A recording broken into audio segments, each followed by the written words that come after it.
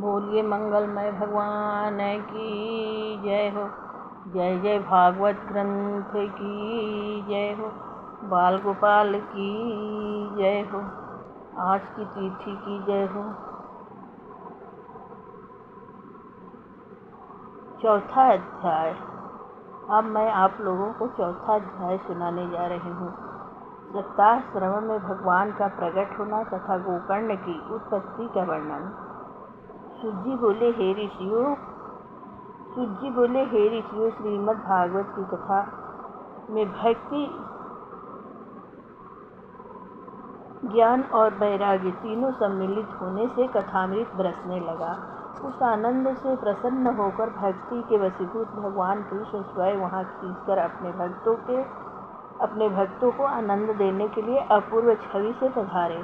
कंठ में वनमाला, वेग वर्ण मनोहर पीताम्बर कटी काछनी धारण किए हुए, सिर पर मुकुट, कानों में कुंडल, बाकी छवि से भक्तों के चित्त को चुराने लगे। उनकी उस रूप माधुर्य को देखकर भक्तजन अति आनंद विभोर होकर एकटक उनकी ओर देखने लगे और अपने तन मन तथा आपे को भूल गए। दसों दिशाओं में जय जयकार की ध्वनि होने लगी। पुष्पों की वर्षा आकाश से होने लगी। शंख घंटा ध्वनि चारों ओर होने लगी। सभी भक्तजन अपूर्व आनंद में मग्न हो गए। यह देखकर नारद जी बोले, हे संत शिरोमणि, मैंने भगवान की भक्ति का अपूर्व आनंद आज कथा श्रवण से प्राप्त किया है। इस कलिकाल में इससे बढ़कर उत्तम और कोई कथा नहीं है। संपूर्ण पापों को इस प्रकार जला देती है जिस प्रकार रुई के ढेर को अग्नि जला देती है। हे मुनीश्वरों, अब आप यह बताने की कृपा कीजिए कि इस कथा श्रवण से कौन कौन पवित्र हो जाता है। जय हे प्रभु। संकादिक बोले, हे नारद जी, पातकी से पातकी एवं कुटिल से कुटिल मनुष्य इस कथा श्रवण से तर जाता है। इस कलयुग में यह कथा यज्ञ ही मुख्य है। जो प्राणी असत्यभाषी, पापी, माता पिता को कष्ट देने वाला, आश्रम वर्ण तथा धर्म से चचुक्त, अहंकारी, मदिरा पान करने वाला, ब्रह्म हत्यारा, चोर, गुरु पत्नी गामी, विश्वाघाती, छली कपटी, क्रूर, निर्दयी, हत्यारा, ब्राह्मणों से धन को खाने वाला, व्यभिचारी, लोभी तथा किसी भी प्रकार का पाप करने वाला हो, इस सप्ताह श्रवण से सभी पापों से मुक्त होकर हरि लोक को चला जाता है।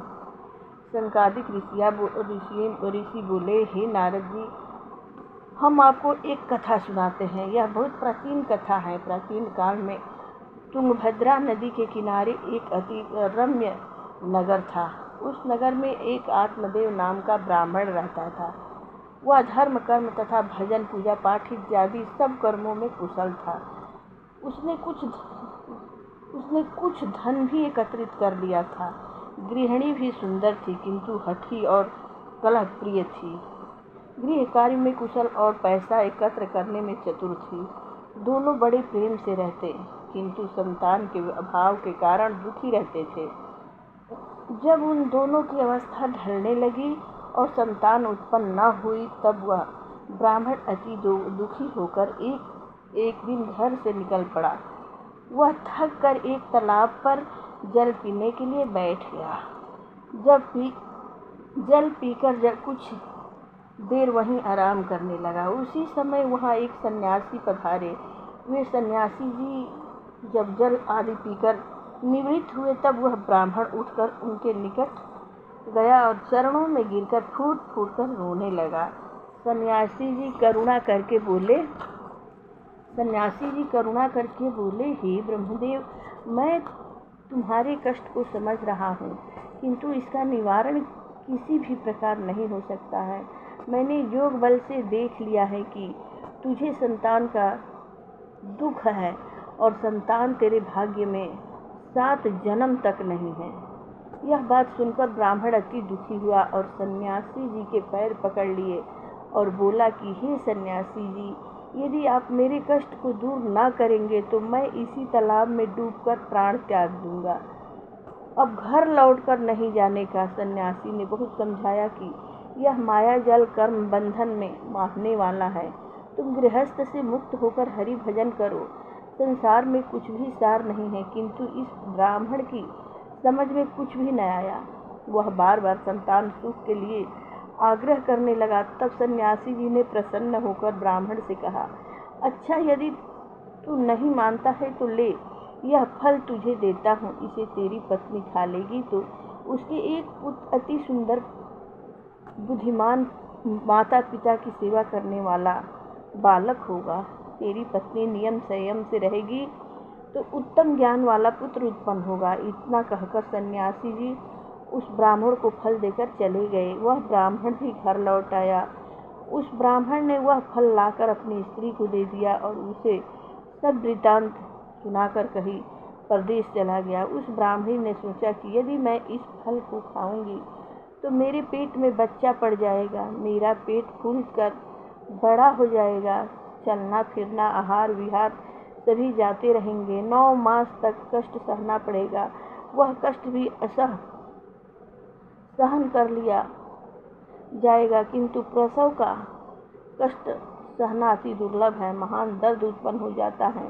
यदि बच्चा टेढ़ा उल्टा पड़ जाए तो उदर से निकलना कठिन हो जाएगा, फिर तो मेरे प्राण भी निकल जाएंगे। मैं सुकुमारी हूँ, ऐसी भयंकर उदर पीड़ा मुझसे कैसे सहन हो सकेगी। मैं उधर प्रसव में रहूँगी, उधर नंदरानी देवरानी सब मेरे घर को लूट कर ले जाएगी और मुझसे तो सन्यासी के बताए हुए नियमों का पालन भी होना कठिन है। यदि किसी प्रकार बच्चा पैदा भी हो जाएगा तो उसका लालन पालन करना मेरे लिए अति दुर्लभ है। उन कष्टों से मुक्त रहने वाली विधवा व बाझिन ही अति उत्तम है। ऐसा सोचकर उस ब्राह्मणी ने उस फल को अपनी गाय को खिला दिया। जब उसके पति ने पूछा तो उसने झूठ कह दिया कि वह फल मैंने खा लिया है। एक दिन उसके घर पर उसकी छोटी बहन आई। उसने पति से झूठ बोलने वाली बात कही। तब उसकी बहन बोली, कोई चिंता की बात नहीं है, मेरे पेट में गर्भ है, मैं उस बच्चे को चुपचाप तुम्हें दे दूंगी, तू उसे अपना बच्चा ही प्रकट कर देना, उसके बदले में मेरे पति को कुछ धन तू दे देना, मैं तेरे घर आकर उसका लालन पालन करूंगी। यह बात सुनकर ब्राह्मणी अति प्रसन्न हुई। तत्पश्चात उस ब्राह्मण की बहन के पुत्र उत्पन्न हुआ और उसके चुपचाप कुछ धन देकर स्वयं रख लिया। उसका पति अति प्रसन्न हुआ। तब वह अपने पति से बोली कि मेरे स्तनों में बच्चे के लिए दूध नहीं उतरता है, इसलिए मेरी बहन को बुलवा लिया जाए। उसके भी बच्चा उत्पन्न हुआ था, किंतु वह मर गया है। ब्राह्मण ने ऐसा ही किया और वह बच्चे के लालन पालन के लिए ब्राह्मणी की छोटी बहन धुंधली बुलाई गई। उस लड़के का नाम भी धुंधकारी रखा गया। कुछ काल पश्चात ब्राह्मण की गाय के एक बड़ा दिव्य बालक उत्पन्न हुआ। वह सर्वांग सुंदर और स्वर्ण के समान रंग वाला था, जिसे देखकर ब्राह्मण अति प्रसन्न हुआ और सारे नगर में चर्चा फैल गई कि अब आत्मदेव ब्राह्मण के दिन फिर गए हैं। उसकी स्त्री के भी पुत्र उत्पन्न हुआ और गाय के भी एक दिव्य बालक जन्म हुआ है। उसके देखने के लिए सभी लोग आने लगे। उस ब्राह्मण के कान गौ के समान होने के कारण आत्मदेव ने उसका नाम गोकर्ण रखा। दोनों का जाति कर्म संस्कार कराया और बहुत सा दान अनाथ व दरिद्र ब्राह्मणों को दिया। कुछ समय बीतने पर दोनों बच्चे युवा हुए। उधर में धुंधकारी बड़ा दुष्ट हत्यारा चोर व व्यभिचारी हुआ और गोकर्ण बड़ा पंडित विद्वान ज्ञानी माता पिता का भक्त बना। उस धुंधकारी ने अपने पिता की सारी संपत्ति वेश्याओं को दे दी। माता पिता के मना करने पर उनको मारने पीटने लगा। दिन रात शिकार की टोह में रहता था, मांस और मद पान करता था। पुत्र के इन कुकर्मों को देखकर आत्मदेव ब्राह्मण अति दुखी होकर रोने लगा और बोला कि ऐसी संतान से निसंतान ही भला था। अब मैं क्या करूं, कहाँ जाऊं, कहाँ रहूं, इस प्रकार विलाप करने लगा। तब गोकर्ण ने उसको समझाया और अपने पिता को वैराग्य का उपदेश दिया। ब्राह्मण ने गोकर्ण की बात मान ली और संसार की ममता को त्याग कर वन को चला गया। इस प्रकार आत्मदेव ने वैराग्य लेकर अपने चित्त को स्थिर किया और भगवान की सेवा पूजा में रत रहकर श्रीमद् भागवत के 10वें स्कंध का पाठ नियम पूर्वक करता हुआ भगवान कृष्णचंद्र में जा मिला। प्रेम से बोलिए मंगलमय भगवान की जय हो। जय जय राधे कृष्ण की जय हो। जय जय गोपी कृष्ण की जय हो। श्री कृष्ण गोविंद हरि मुरारी, हे नाथ नारायण वासुदेवा।